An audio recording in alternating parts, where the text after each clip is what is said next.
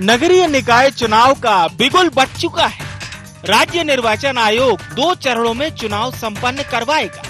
मध्य प्रदेश में नगरीय निकाय चुनाव की घोषणा होते ही कांग्रेस और बीजेपी चुनावी मोड में है। दोनों पार्टियों की नजरें प्रदेश के सभी 16 नगर निगमों पर है, जहां कांग्रेस बीजेपी जीत दर्ज कर 2023 को लेकर एक कदम आगे बढ़ाना चाहती है।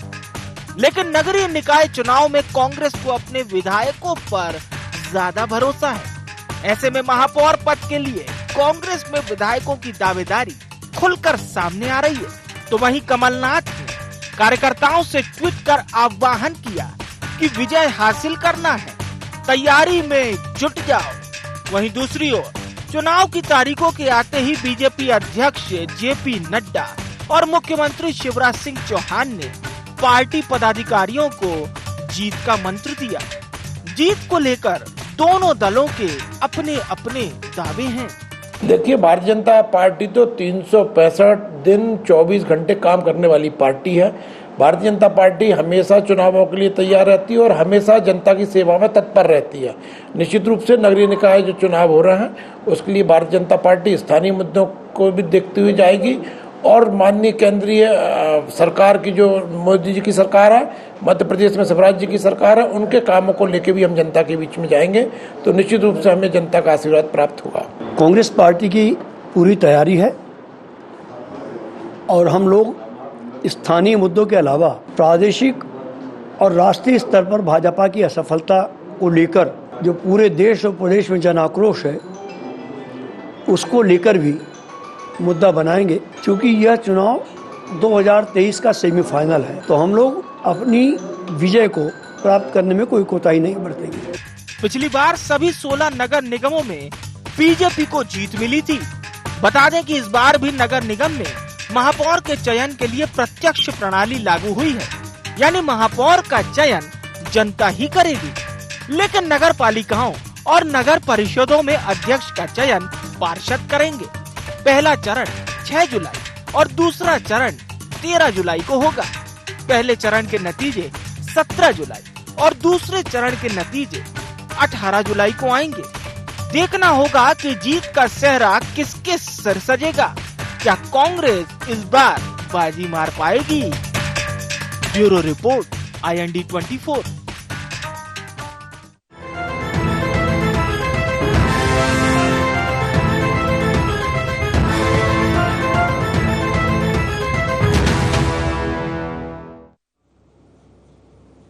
नमस्कार, IND एजेंडा में आपका स्वागत है। मैं हूं आपके साथ नाज़नीन नकवी। तो नगरीय निकाय चुनाव का बिगुल बज चुका है और साथ ही साथ अब नामों को लेकर भी मंथन होने लगा है। अगर देखा जाए तो दावेदार अपनी अर्जी लगा रहे हैं। बात सिर्फ राजधानी भोपाल तक और बाकी जगह तक ही सीमित नहीं, बल्कि दिल्ली तक भी अर्जियां लगाई जा रही हैं। सवाल ये है कि निकाय की तो ये बारी है, लेकिन क्या सियासी दलों की ये 2023 की तैयारी है? इस पर हम बात करेंगे, लेकिन पहले नजर एजेंडा पॉइंट्स पर। क्या इस बार नगर सरकार में कांग्रेस खोल पाएगी खाता? चुनाव से पहले नड्डा दौरे और बैठकों के क्या मायने? क्या निकाय चुनाव में भी पार्टियां खेलेंगी ओबीसी दांव? क्या पंचायत और निकाय चुनाव बनेंगे 2023 का सेमीफाइनल? सियासी दल अभी से कसरत कर रहे हैं। 2023 और 2024 टारगेट रखा जा रहा है और जैसा कि कांग्रेस की बात करें, वो देश और प्रदेश के मुद्दों को सामने रखने की बात कह रही है। कमलनाथ कह चुके हैं कि कमर कस के तैयारी कर लो और वहीं जेपी नड्डा कह के गए हैं कि किसी भी हाल में सिर्फ जीत ही चाहिए। आखिर कार्यकर्ताओं पर कितना दबाव है और कार्यकर्ता इसके लिए कितने तैयार हैं? क्या ये भी एक सेमीफाइनल टेस्ट है नेताओं का या फिर नेतृत्व का? इसे समझने की कोशिश करते हैं। हमारे साथ मेहमान जुड़ गए हैं, परिचय करा देती हूं। वरिष्ठ पत्रकार हमारे साथ हैं रमेश शर्मा जी, आपका बहुत स्वागत है। हमारे साथ स्टूडियो से जुड़ रहे हैं आनंद जाट, कांग्रेस के प्रवक्ता हैं। डॉक्टर दिव्या गुप्ता मेरे साथ हैं, बीजेपी की प्रवक्ता हैं। बहुत स्वागत है आपका।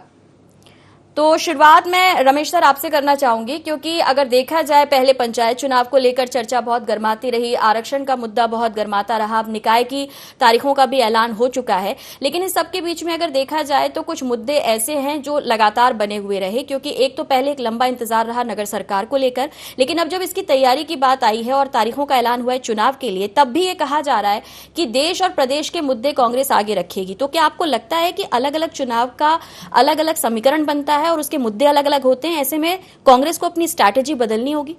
देखिए, ये बात सही है कि अलग अलग चुनाव के मुद्दे अलग अलग होते हैं, और ये बात भी सही है कि ये जो अभी चुनाव होने वाले हैं पंचायतों के और नगर पालिका, नगर निगम और नगर परिषदों के चुनाव होंगे, इसमें एक प्रकार से कार्यकर्ता तैयार होंगे जो 2023 और 2024 के चुनाव में काम करेंगे।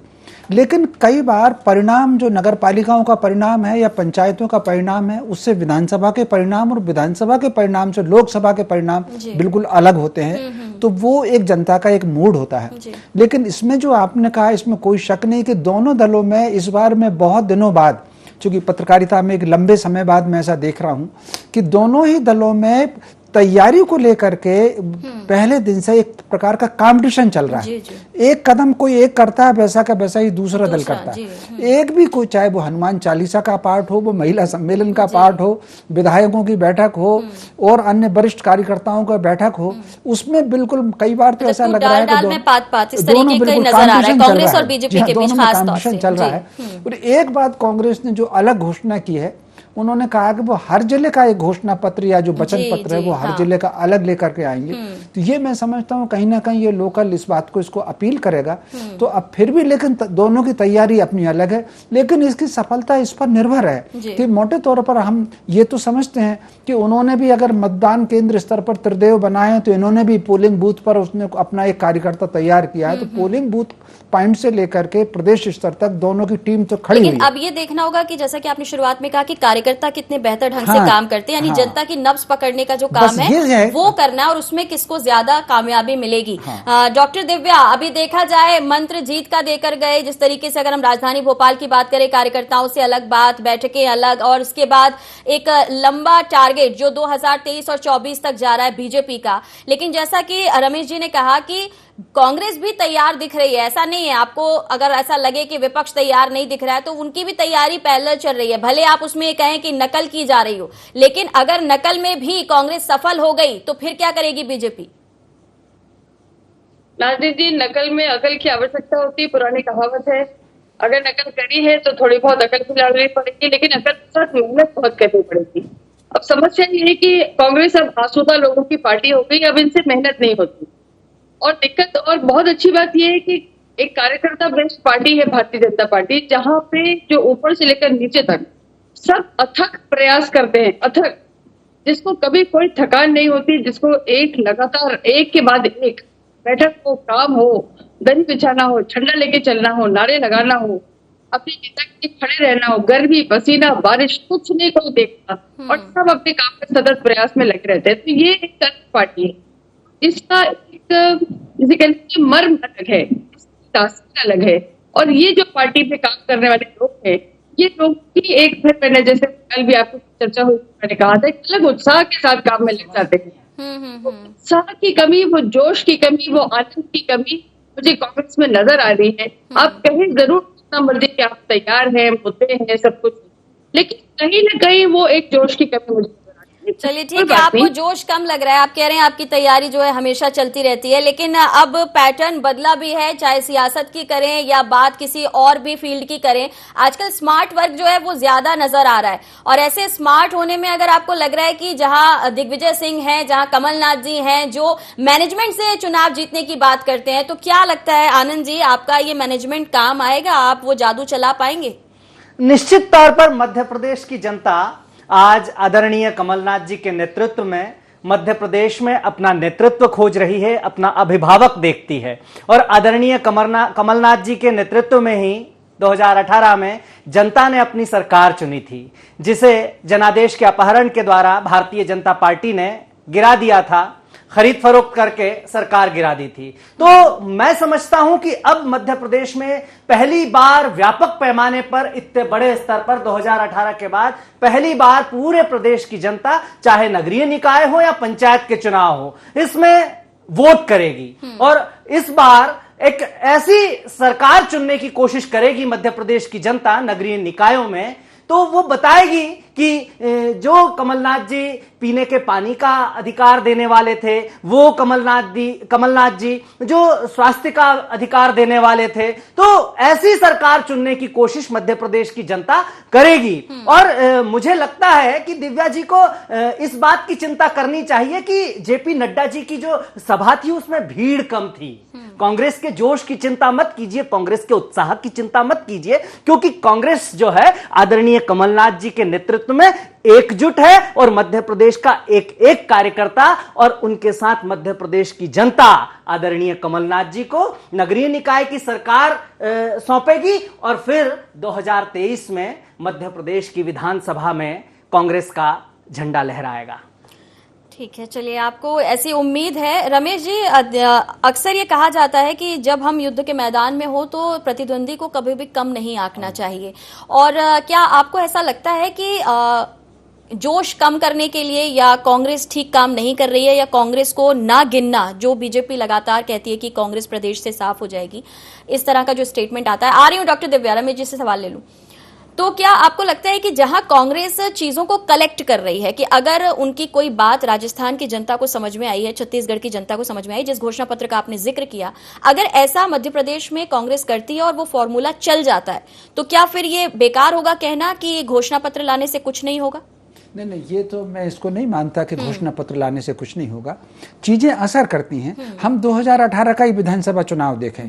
2018 के विधानसभा चुनाव में कांग्रेस ने दो चीजों पर जो जोर दिया था, एक तो किसान की ऋण मुक्ति का और दूसरा बेरोजगारों को, नौजवान लोगों को, उसने असर किया और उसके कारण जो वोट जो परसेंटेज था वो कहीं ना कहीं कांग्रेस पर लौट कर आया। मैं आपकी इस बात से सहमत हूं, ना तो कांग्रेस को कमजोर समझना चाहिए भाजपा को, ना भाजपा को कांग्रेस को कमजोर समझना चाहिए। और जो एक तस्वीर जो मुझे दिख रही है, कांग्रेस जो मैदान में होगी वो कहीं ना कहीं भाजपा की कमजोरियों को उजागर करेगी। महंगाई को एक मुद्दा बना सकती है, बेरोजगारी को एक मुद्दा बना सकती है, ये मुद्दे लेकर के कांग्रेस में आने वाली है। भाजपा के जो मुद्दे रहेंगे वो विकासकारी मुद्दे रहेंगे और जो किया है वो दिखाना और गिनाने की बात है, जिस उपलब्धियों के लिए कोशिश कर रही है निर्भर करेगा, इस पर निर्भर करेगा कि कौन व्यक्ति अपनी बात को जनता में कैसी समझा सकता है। जो व्यक्ति अपनी बात को अच्छे से समझा सकता है, स्वाभाविक रूप से उसकी तरफ वोट का परसेंटेज उसकी तरफ बढ़ेगा। तो कमजोर तो किसी को नहीं समझना चाहिए। और इस बार मुझे पता नहीं क्यों ऐसा लग रहा है कि ये चुनाव मान करके चलिए कि कांटे का चुनाव होगा। जैसे पिछली बार हम देखें विधानसभा चुनाव, मैंने आपके चैनल पर ही कहा था कांटे का चुनाव है और एक वोट, एक सीट की लड़ाई होगी, और वो रिजल्ट आया था। पिछला अगर नगर निकाय में कहीं ना कहीं एक तरफा था, भाजपा के पक्ष में था। इस बार मुझे लग रहा है कि चूंकि कहीं ना कहीं जब सत्तारूढ़ दल होता है उसका लाभ तो मिलता है राजनीतिक दल को, लेकिन फिर भी चुनाव बहुत एक तरफा नहीं होगा, चुनाव कांटे का होगा। उसमें फाइट जो है वो तगड़ी हो सकती है। डॉक्टर दिव्या, फाइट तगड़ी है। अगर फाइट तगड़ी भी है तो तगड़ी फाइट के लिए तैयार है, प्रजातंत्र है, चुनाव एक समर है, युद्ध के समान है और युद्ध से कोई डरते थोड़ी है, अपनी सूरमा है। लेकिन एक बात आपको और बता दूं, माननीय रमेश जी और नाजनीन जी, मैं तो सदापूर्वक कहना चाहूंगी, एक होता है कॉन्फिडेंस, एक होता है ओवर कॉन्फिडेंस। तो कॉन्फिडेंस नहीं है, लेकिन कॉन्फिडेंस के बिना अगर आप चुनाव में जाएंगे तो वो भी तो कॉन्फिडेंस तो हम में है, कभी नहीं है। आवाज मुझे थोड़ा कम समझ में आ रही है सभी को, लेकिन ठीक है, आप कॉन्फिडेंट हैं, ओवर कॉन्फिडेंट नहीं है, इतना हम समझ पा रहे हैं। जी, मैं 2-3 बातें और कहना चाहूंगी, प्लीज। मैं पॉइंट्स नोट कर रही थी। तो आनंद जी की बात को लेके गालिब ये ख्याल बहुत अच्छा है कि आप बहुत अच्छा करने वाले हैं, इस तरह की बहुत अच्छी बात है, आप इस ख्याल में रहें, वेरी गुड, बहुत अच्छी बात होती है। तीसरी बात, आपने नाज़रीन जी एक स्टेटमेंट में कही थी कि क्या दिग्विजय सिंह और कमलनाथ जैसे स्मार्ट, अगर हम बोले तो क्या आपने वो वर्ड यूज करा था, स्मार्ट? नहीं, मैंने कहा था कि लोग अब स्मार्ट हो रहे हैं, स्मार्टनेस से चीजें चल रही हैं। स्मार्ट होना जरूरी है। बच्चा पढ़ाई करता है, कुछ है जो पूरे टाइम पढ़ाई करते हैं, कुछ है जो कम वक्त में ज्यादा पढ़ते हैं। और स्मार्ट मैनेजमेंट की बात जो दिग्विजय कहते हैं, कमलनाथ कहते हैं, मैंने उन्हें स्मार्ट नहीं कहा, उनकी वर्क ऑफ मोड को स्मार्टनेस की बात कही थी। तो क्या होता है कि एक होता है ओपन बुक एग्जाम, एक होता है सरप्राइज टेस्ट। तो हम जो सरप्राइज टेस्ट में भी जो बच्चा अच्छा कर जाता है तो हम उसको बोलते हैं कि वाह क्या बात है, बहुत अच्छा कर गया। तो भारतीय जनता पार्टी वो सरप्राइज टेस्ट में भी एक्सेल करने के लिए आती है। इस बात को लेकर मुझे कहना पड़ेगा कि इसलिए स्मार्ट पार्टी है, क्योंकि वो हर तरह से काम करने के लिए तैयार स्मार्ट पार्टी है, ये बोलना चाह रही थी। चलिए ठीक है। आनंद जी, क्या आप भी ऐसा कहेंगे अपनी पार्टी के लिए कि आपके कार्यकर्ता उतना स्मार्ट वर्क कर पाएंगे? निश्चित तौर पर हम मध्य प्रदेश की जनता के बीच जाएंगे। और आपने और हमने सबने देखा कि कोरोना महामारी के दौरान इस मध्य प्रदेश और भारत वर्ष में कोई ऐसी आंख नहीं थी जिसने अपने अपनों को खोने के दुख में आंसू ना बहाए हों। आज बढ़ती हुई महंगाई, बढ़ती हुई बेरोजगारी, ये तमाम तरह के मुद्दे हैं। किसानों को न्यूनतम समर्थन मूल्य पर फसल नहीं बिक पा रही है। अभी मूंग की फसल के बारे में मैं समझता हूं कि दिव्या जी को बताना चाहिए कि सरकार खरीदेगी या नहीं खरीदेगी, लेकिन मैं चूंकि शर्मा जी ने बहुत अच्छी बात कही कि वचन पत्र के बारे में चूंकि चर्चा चली, तो चूंकि मध्य प्रदेश की जनता का और मध्य प्रदेश के बच्चे बच्चे का आदरणीय कमलनाथ जी और कांग्रेस पर पूरा विश्वास है, इसीलिए हमारा वचन पत्र आज दिनांक तक भी बहुत लोकप्रिय है और जन जन को याद है। लेकिन चूंकि भारतीय जनता पार्टी पर कोई भरोसा नहीं था, इसलिए 2018 का दृष्टि पत्र मैं समझता हूं दिव्या जी को भी याद नहीं होगा, जिसमें उनके वादे हों, और अगर वो वादे हैं तो वो पूरे हुए या नहीं हुए ये बता दे दिव्या जी। तो मैं ये समझता हूं कि केवल जो है चुनावी मैनेजमेंट के आधार पर 365 दिन चुनाव जीतने के ख्वाब देखना और उसके काम करना, ये भारतीय जनता पार्टी करती है। नित नए इवेंट रचाती है, क्योंकि इवेंट मैनेजमेंट कंपनी ज्यादा है वो।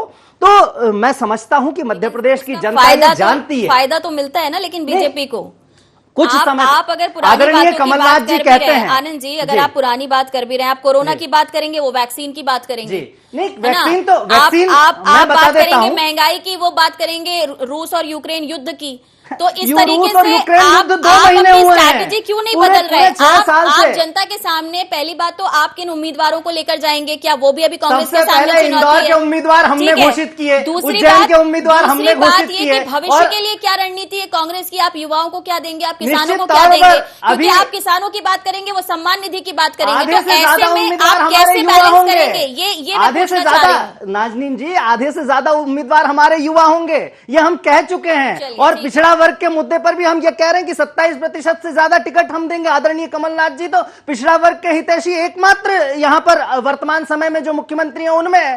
तो मैं ये समझता हूं कि आप जिन मुद्दों पर बात कर रही हैं, मुझे लगता है कि मध्य प्रदेश की जनता भी इन्हीं मुद्दों पर बात करना चाहती है। और मध्य प्रदेश की जनता आदरणीय कमलनाथ जी के साथ है, हाथ के पंजे के साथ है, कांग्रेस के साथ है। अजीत जी, कितना दुख का विषय होगा कि यदि हम किसी एक मतलब कार्यकर्ताओं की कितनी कमी होगी या कैंडिडेट की कितनी कमी होगी कि हम विधायकों को अगर धकेल देंगे। बहुत ही अच्छा प्रश्न है। इंदौर की अभी जो निवर्तमान महापौर है वो भी विधायक हैं। मतलब मीठा मीठा गप, कड़वा कड़वा थू। क्या गजब की बात की आपने दिव्या जी। बोल लेने दीजिए प्लीज बोल लेने दीजिए। मतलब आप विधायक को मनाएं तो आपके पास कार्यकर्ता अथाह है, और हम मनाएं तो वो हमारे पास कार्यकर्ताओं की कमी है। कोई कमी नहीं है एक्चुअली, क्योंकि दिक्कत ये है कि उसके बाद फिर उपचुनाव करवाएंगे, तो क्या आपके पास वाकई विनेबल कैंडिडेट या एबल कैंडिडेट? जानकारी का अभाव है आपके पास। नहीं, मेरे पास बिल्कुल जानकारी का क्योंकि जो इंदौर की महापौर हैं और इंदौर की विधायक भी हैं, तो कहाँ भी इस्तीफा कहाँ हुआ वो थोड़ा बताइए ना। अब तो चुनाव नए ढंग से हो रहे हैं ना, तो अब आप बताइए आपके पास किस चीज की कमी है? वही तो मैं कह रहा हूँ कि आप किस तरह की बातें कर रही हैं कि मीठा मीठा सारा गप और कड़वा कड़वा थू।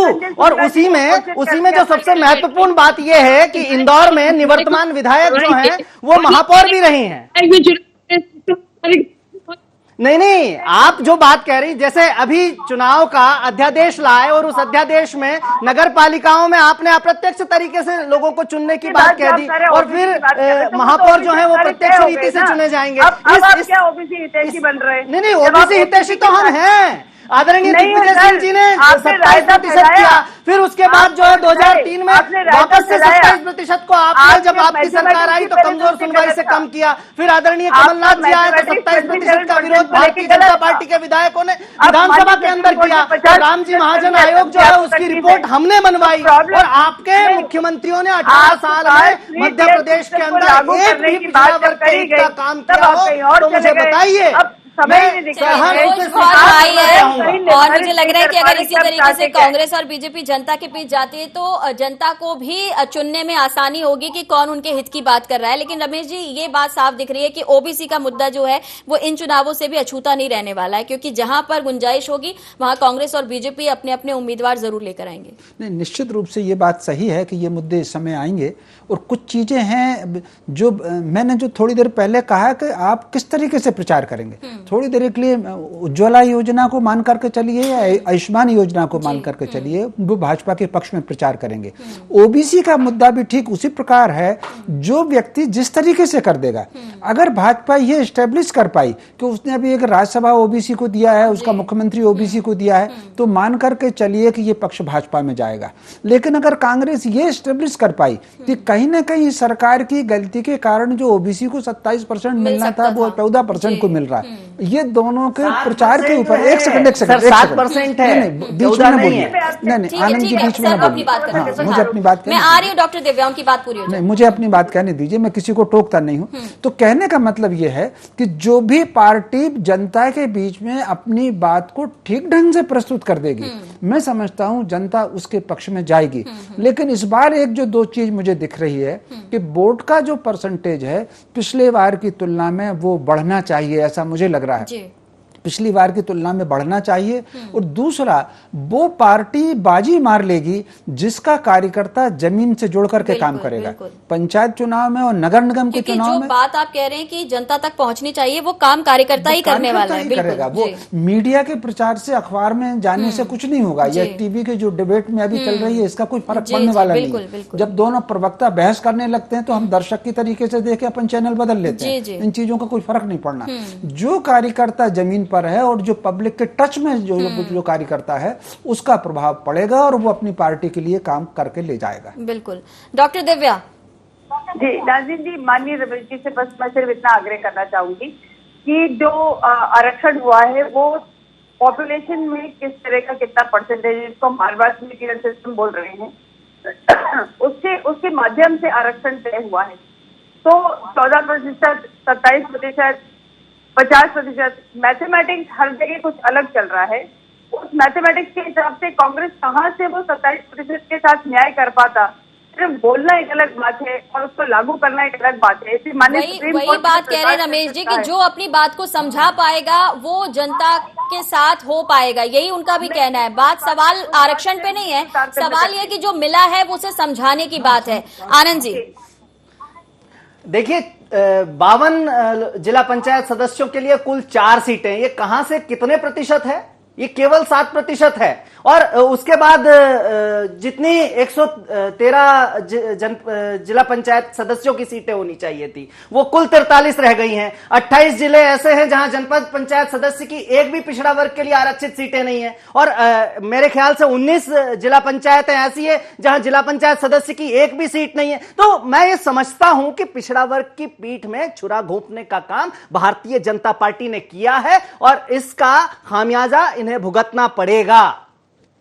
डॉक्टर दिव्या, आपकी तरफ से आप कह रहे हैं आप पूरी तरीके से तैयार हैं, लेकिन ओबीसी का मुद्दा हो या फिर हालिया जो डिसीजन आपकी पार्टी ने लिया, आपने राज्यसभा जिस तरीके से चौंकाने वाले 2 नाम आपकी पार्टी ने सजेस्ट किए और उनको सिलेक्ट किया, तो आपको लग रहा है कि लगातार आपकी पार्टी उसी स्ट्रैटेजी पर काम कर रही है, उसी विषय पर काम कर रही है? क्योंकि न सिर्फ पंचायत और निकाय चुनाव आपके सामने है, बल्कि आप विधानसभा के चुनाव को भी देख रहे हैं कि उसमें भी आपकी पार्टी को ज्यादा फायदा मिल सके।